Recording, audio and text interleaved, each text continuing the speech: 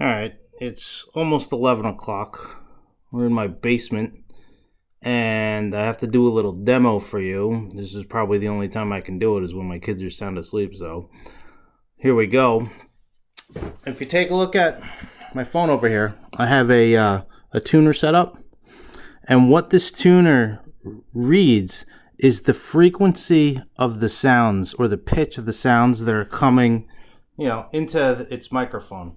So you may notice the guitars there. A guitar is a stringed instrument, and when we set out and show you standing waves and that lab, we don't really ask you to make the connection on your own that this is the basis for all stringed instruments, but we could just give you a little bit of a demo to show you how a stringed instrument would work. So if you end up taking a look at the guitar, standard guitar here, 6 strings. Each string's different. Each string's a different thickness, so it has different properties. The wave speed on each of the strings are different. You can control the wave speed with the tuners here, but this is in tune here, so I'm not going to actually twist the tuners to change wave speed, but you're going to get a different pitch out of every single string there is, and you're going to get, as a result, a different note. And it's the tightness of the string, the speed of the string, or the speed of the waves on the string, that are going to determine what kind of frequencies you have. When you end up striking the string, may be a little bit hard to see, but what you should be able to see is the frequency on the phone here. But this thing is oscillating at its fundamental frequency. So when you pluck the string, it's oscillating up and down very rapidly. That's actually what's generating the sound too, and we're going to talk more about sound later.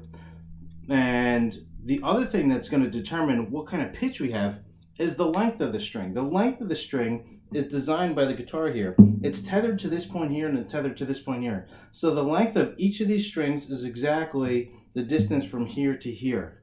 But if we change that distance, what we can do is we can change space. So if you listen to the pitch here and look at the frequency there, what you're going to see is you're going to see that you get a certain frequency when I pluck what we call the open string here. But when you end up pressing on the fret here, what you're doing is you're restricting where the string can vibrate. It can vibrate from here to here, but not from here to here. So what I've done is I've effectively changed the length of the string.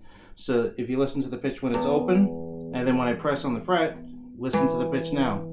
It's much higher. Hopefully you see it registering on the frequency indicator there. And that means that every time I go down the fretboard, I'm decreasing the length of the string. So what ends up happening is that the pitch ends up getting higher and the frequency ends up getting higher. So you can hear that all the way down the fretboard, and that would mean that this point right here would be the highest pitch on this string. And then you see the same thing happening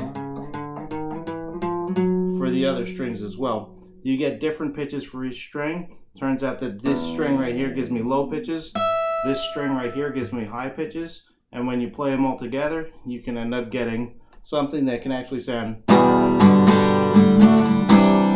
pretty pleasing to the ears.